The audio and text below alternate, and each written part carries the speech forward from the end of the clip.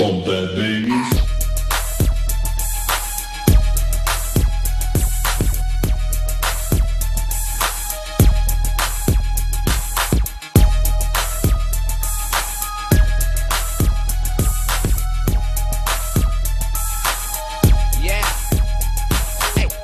Me offend you on the shit I slide into. Fuck you, sing it to the desert, tell you be cool. Hold down the pistols, roll by the cops and bump that baby. Three cards again today. One fusion, one effect, and one trap. Alright. Now I'm gonna start with the monster first. And this is actually one of three cards that are my favorites. Alright? Now, when you run Gravity Bind decks, usually you're stalling to either burn or, you know, for like, now they're like Final Countdown decks or Self-Destruct button decks, whatever.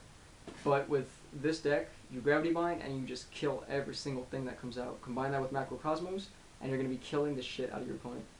Because the way these cards work is like Stealth Bird, basically.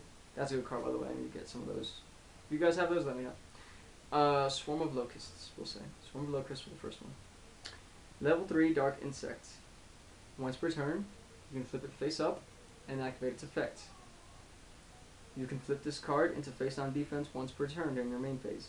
When this card is flip summoned successfully, destroy one spell or trap on your opponent's side of the field. Flip. MST. Okay, basically MST. Kill a card. Set back face down.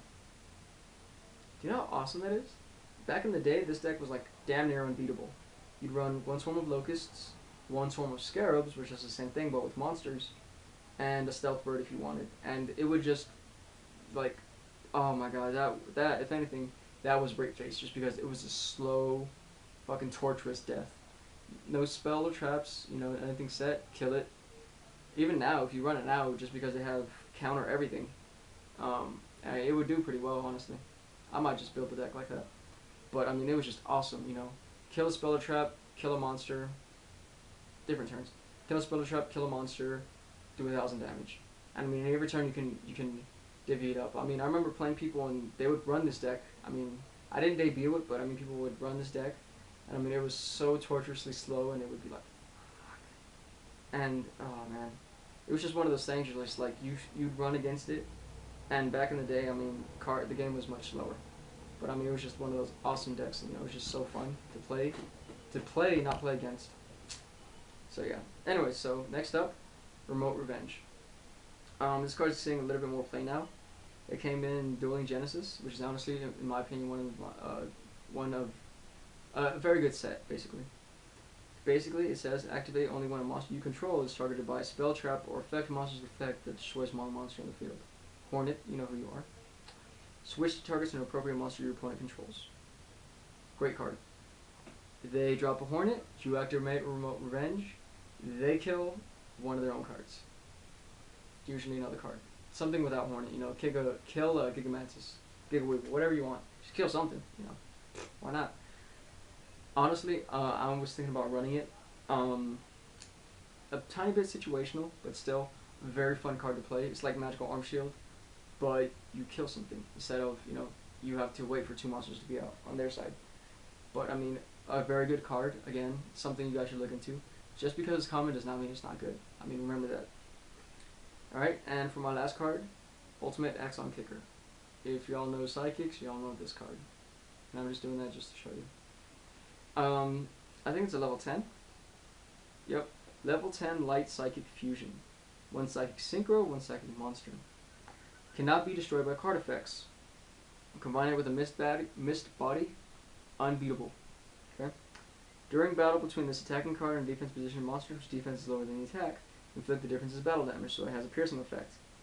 When this card destroys an opponent's monster by battle or senses at the graveyard, you gain life points equal to that monster's attack. Okay? 2,900 attack. Not the highest, but again, combine it with Mist Body, and you're going to be gaining life, or not gaining, you're going to be just minusing their life points like no other. Great card, as it cannot die by effects. So I mean, there's no Hornet there, there's no Soul Taker, none of that. Okay? It just doesn't let it be, alright? And I know Soul Taker is like the it card right now because it's good. I'm not gonna lie, but you know, I'm just waiting till another card comes out that just beats it and puts it back into its 50-cent pile. But that being said, that's gonna be the end of this video, and I'm gonna make another one for y'all. Again, comment below, like if you want.